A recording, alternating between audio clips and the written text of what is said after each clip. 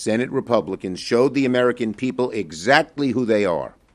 They showed that they're not willing to stand up and protect something that 92% of Americans support.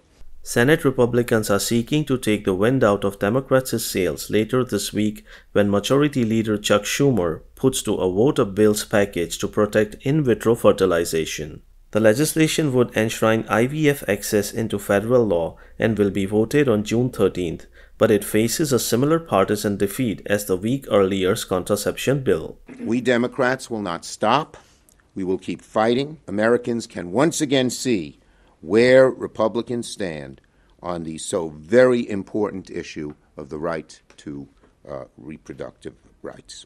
Just as they did with the fight over contraception, Senate Republicans are counter-programming by using their own legislation on IVF. It is led by Senators Ted Cruz and Katie Britt. GOP senators are still having internal strategy discussions about how to best proceed as Schumer ramps up an election year agenda with show votes on hot-button issues like immigration and reproductive health. Senator Rick Scott has non-binding pro-IVF resolution that he may also try to pass on the floor, and recently he launched a 7-figure ad campaign vowing to protect IVF. Democrats' IVF bill, the Right to IVF Act, is led by Senators Patty Murray, Tammy Duckworth, and Cory Booker. It includes 4 separate bills and comes amid the 2nd anniversary of the overturning of Roe v. Wade, as well as in the wake of the Alabama Supreme Court earlier this year ruling frozen embryos are protected. The decision forced state lawmakers to pass temporary legal protections for IVF providers. The legislation from Britt and Cruz,